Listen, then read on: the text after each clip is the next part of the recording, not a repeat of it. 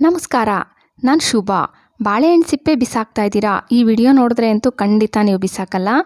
ದಿಮ್ cover ತುಂಬ ಹಳೇದಾಗ್ಬಿಟ್ಟಿದೆ, shade ಆಗಿದೆ ಅಂದಾಗ ನಾವು ಹಿಂದೆ ಹಾಕ್ಬಿಡ್ತೀವಲ್ಲ, ನೀವು ಅಂಥ ಒಂದು ದಿಮ್ ಕವರ್ ತಗೊಂಡು ಮೇಲೆ ಭಾಗ ಸ್ವಲ್ಪ ಕಟ್ ಮಾಡ್ಕೊಬಿಡ್ಬೇಕು. ನೋಡಿ, ನಾನು ತೋರಿಸ್ತಾ ಇದ್ದೀನಿ.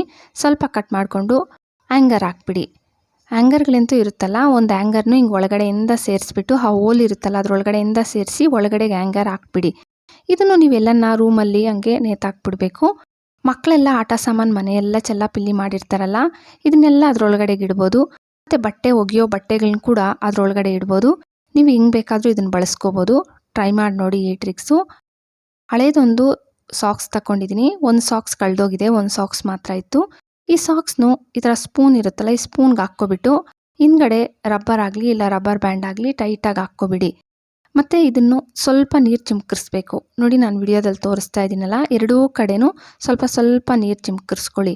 ನಿಮಗೆ ಎಲ್ಲಿ ಪೊರಕೆನೂ ಹೋಗಲ್ಲ, ಕೈಯಾಗಿ ಒರ್ಸೋಕ್ಕಾಗಲ್ಲ. ನೋಡಿ, ಇದ್ರೊಳಗಡೆಗೆ ಲಾಸ್ಟ್ವರೆಗೂ ಸರಿಯಾಗಿ ಪೊರಕೆ ಹೋಗಿರಲ್ಲ ಸೈಡ್ಗಳಲ್ಲೆಲ್ಲ.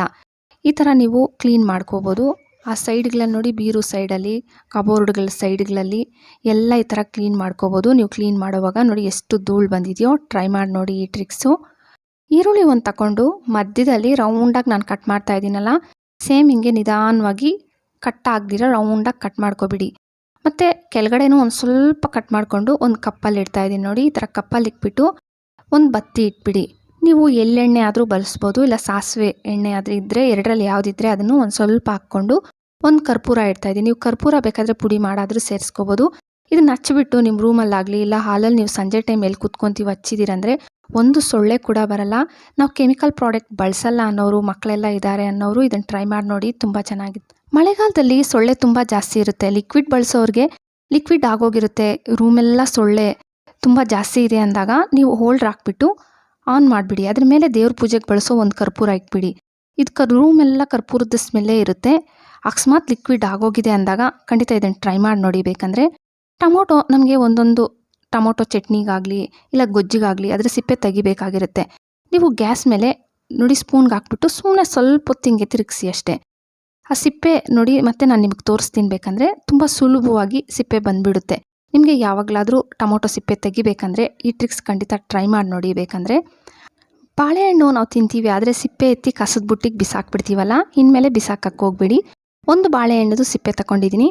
ಇದ್ರ ಮೇಲೆ ಒಂದು ಸ್ವಲ್ಪ ಅರಿಶಿನ, ಆದಷ್ಟು ಮುಖಕ್ಕೆ ಹಚ್ತಿರಲ್ಲ ಅದೇ ಅರಿಶಿನನೇ ಬಳಸಿ. ಮತ್ತು ಒಂದು ಸ್ವಲ್ಪ ಜೇನುತುಪ್ಪ ಹಾಕ್ಕೊಂಡಿದ್ದೀನಿ. ಚೆನ್ನಾಗಿ ಕೈಯಲ್ಲಿ ಈ ಥರ ಎಲ್ಲ ಕಡೆ ಸ್ಪ್ರೆಡ್ ಮಾಡ್ಕೊಳ್ಳಿ. ಮತ್ತು ಮಧ್ಯಕ್ಕೆ ಈ ಥರ ಕಟ್ ಮಾಡಿಕೊಂಡು ನಿಮಗೆ ನಿಮ್ಮ ಕೈಗಳು, ಕಾಲು, ಕತ್ತು, ಮುಖಕ್ಕೆಲ್ಲ ಇದನ್ನು ಅಪ್ಲೈ ಮಾಡ್ಕೋಬೋದು ನ್ಯಾಚುರಲ್ಲಾಗಿ. ಅಂದರೆ ನಿಮ್ಮ ಮೊಡವೆ ಕಲೆ ಜಾಸ್ತಿ ಇದೆ, ಮೊಡವೆಗಳಿದ್ದಾವೆ, ಸೋಂಕು ಜಾಸ್ತಿ ಆಗ್ತಾಯಿದೆ ಅನ್ನೋರು ಇದನ್ನು ನೀವು ರಾತ್ರಿ ಮಲಗೋ ಮುಂಚೆ ಚೆನ್ನಾಗಿ ಈ ಥರ ಸೇಮ್ ವಿಡಿಯೋದಲ್ಲಿ ನಾನು ತೋರಿಸ್ಕೊಟ್ಟಂಗೆ ಅಪ್ಲೈ ಮಾಡಿಬಿಟ್ಟು ಸ್ವಲ್ಪ ಹೊತ್ತು ಬಿಟ್ಬಿಡಿ.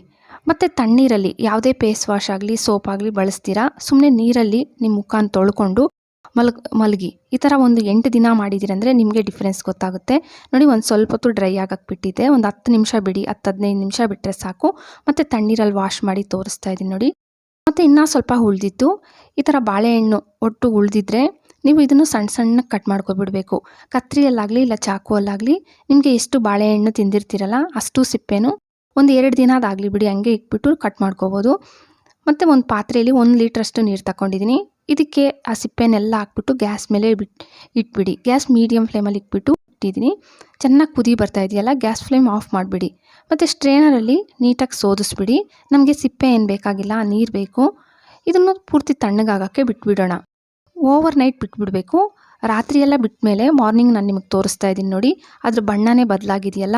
ಇದು ಒಂದು ಒಳ್ಳೆ ಕಾಂಪೋಸ್ಟ್ ಗೊಬ್ಬರ ಅಂತ ಹೇಳ್ಬೋದು ಗಿಡಗಳಿಗೆ. ನಮ್ಮ ಗಿಡಗಳಲ್ಲಿ ಹೂ ಚೆನ್ನಾಗಿ ಬಿಡ್ತಾ ಇಲ್ಲ, ಗಿಡಗಳಿನ್ನ ಬೆಳವಣಿಗೆ ಚೆನ್ನಾಗಿಲ್ಲ, ನಮ್ಮ ಮಣ್ಣು ಚೆನ್ನಾಗಿಲ್ಲ ಅಂತ ಇರ್ತೀರಲ್ಲ, ಅಂಥವರು ಇದನ್ನು 15 ದಿನಕ್ಕೆ ಒಂದು ಟೈಮು ಬಾಳೆಹಣ್ಣು ಸಿಪ್ಪೆ ಅಂತೂ ಬಿಸಾಕ್ತಿರಲ್ಲ, ಆ ಸಿಪ್ಪೆ ಬಿಸಾಕೋ ಬದಲು ಈ ಥರ ಒಂದು ಒಳ್ಳೆ ಗೊಬ್ಬರನೂ ನೀವು ಗಿಡಗಳಿಗೆ ಹಾಕ್ಕೋಬೋದು. ನೋಡಿ, ಈ ನೀರು ನೀವು 15 ದಿನಕ್ಕೆ ಒಂದು ಟೈಮ್ ಹಾಕ್ಕೊಂಡು ಬನ್ನಿ. ನಿಮ್ಮ ಗಿಡಗಳಂತೂ ತುಂಬ ಚೆನ್ನಾಗಿರುತ್ತೆ. ಖಂಡಿತ ಟ್ರೈ ಮಾಡಿ ನೋಡಿ. ಬೇಕಂದರೆ ನೀವು ಟ್ರೈ ಮಾಡಿದ್ರೆ ಒಂದು ಕಾಮೆಂಟ್ ಹಾಕಿ.